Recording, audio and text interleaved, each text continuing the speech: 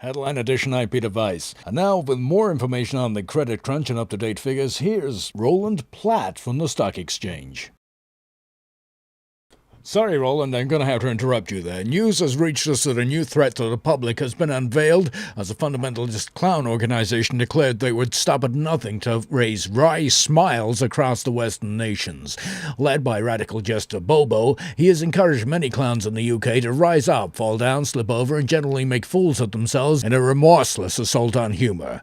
Kerry Givens reports, but first, this video, which some may find disturbing. Bobo, do swear that you shall be witness to juggling of a most humorous nature, comedy car crashes and slipping, bumping and careering around of such clownish bumbling as to make your pants moist with mirth. A chilling tape which was sent to Headline Edition last night.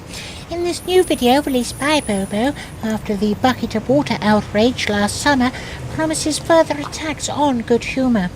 The video is thought to be in response to the West recommissioning last of the summer wine, and El Clownistra, the organisation headed by Bobo, demands, amongst other things, the release of all prisoners with a sense of humour, bucket handling to be made a compulsory subject in schools, and the return of Billy Smart's Big Top Bank Holiday Special.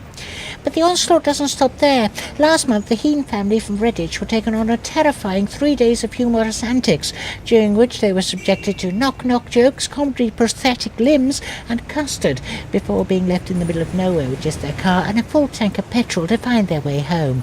Yeah, it was easily one of the worst times of my life.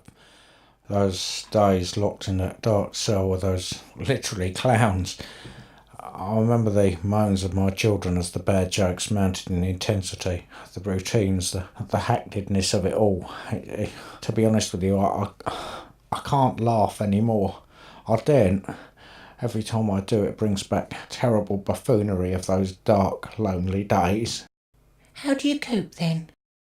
How do you mean, not laughing? Yes. Well, if I use the word sitcom and Nicholas Lyndhurst, you get the idea. And so, as an army of bodkins threaten our land and way of life, even Gordon Brown became involved in the controversy. We recognize that people like laughing. I myself like laughing. Let's make no mistake about it.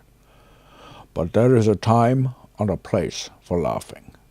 If I was to go into the House of Commons, let's say, and pour a big bucket of water over David Cameron while Alistair Darling hit a comedy gong, that would not be considered acceptable, and we must work to stop this terrible calumny.